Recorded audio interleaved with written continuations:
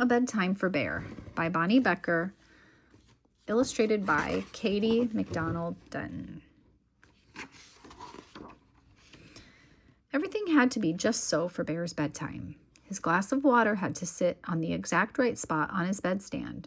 His favorite pillow must be nicely fluffed. His nightcap needed to be snug. Most of all, it had to be quiet. Very, very quiet. Do not disturb.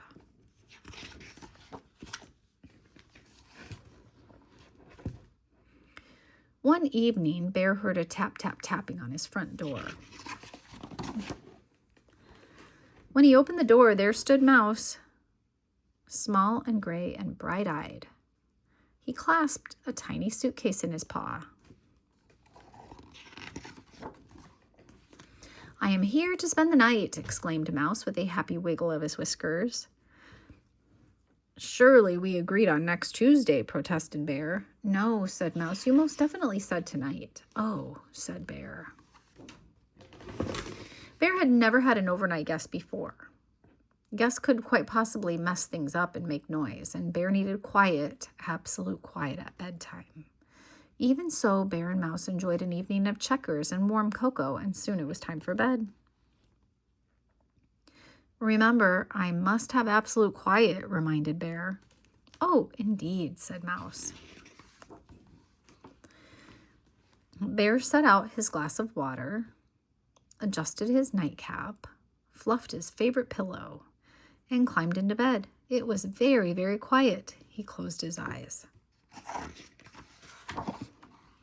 Bristle, bristle, bristle. Bear heard a noise. It was Mouse brushing his teeth. "Ahem!" Bear cleared his throat in a reminding sort of way. "Most sorry," said Mouse. Bear closed his eyes again.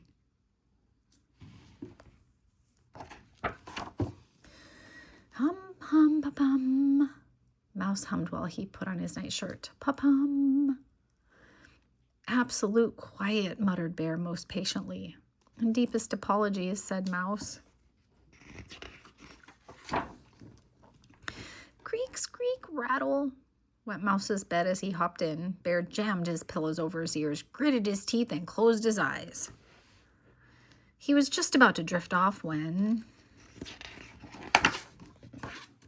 "Good night, Bear," Mouse called softly. Bear tried to pretend he was asleep. "Good night," Mouse called a little louder. "My ears are highly sensitive," cried Bear.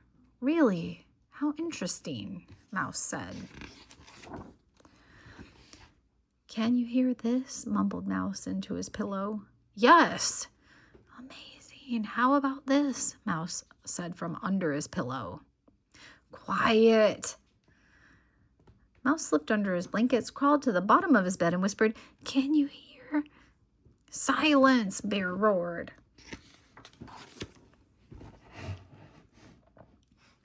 Mouse slid from his bed, went into the closet, and said in the tiniest possible voice, into the farthest, darkest, teeniest possible corner of the closet, "Surely you can't." See him here in the corner. "Surely. Will this torment never cease?" wailed Bear. "I'm so sorry, Bear." "Good night, Bear," whispered Mouse, tiptoeing back into bed as quiet as well, you know. Bear fluffed his favorite pillow, adjusted his nightcap, and waited. But there was no more sound from Mouse. At last it was quiet. Very, very quiet. Bear heard a shuffling sound. "Mouse, is that you?" No answer. Bear heard a crick, crick, crick on the floorboards. "I know it's you." No answer. "You can't fool me," growled Bear, but he didn't sound very certain. Bear heard a low moaning noise. "Mouse?" Silence. Bear was sure something rustled on the floor. "Mouse!" he cried. "Wake up!"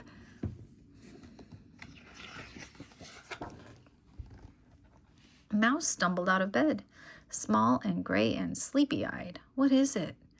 But Bear couldn't see any rustly, moany sort of thing in his room. His room looked quite like it always looked. "Nothing," lied Bear, still clutching his blanket to his chin. "I must have been talking in my sleep." Bear chuckled. but it sounded rather quavery. Ah, said Mouse with a glance at Bear. Could I peek under your bed? Asked Mouse. Sometimes I like to check for things, you know. Well, if you insist, said Bear.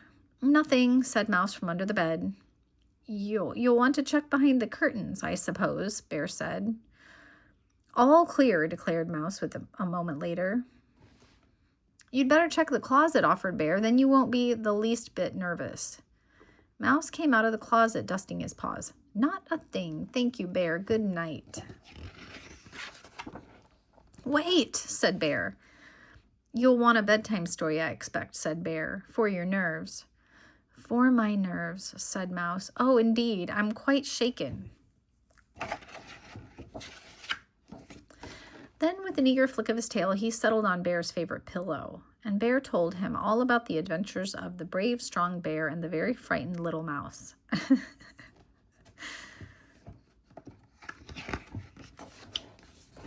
Soon Bear began to yawn. Mouse yawned too. Good night, Bear, said Mouse. Good night, Mouse, Bear mumbled. Then Bear began to snore loudly, but Mouse just smiled.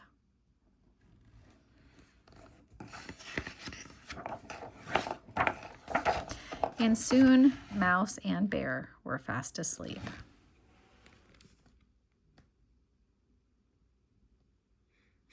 He's wearing the earplugs that looks like he had to use some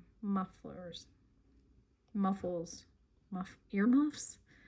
Yeah, earmuffs. The end.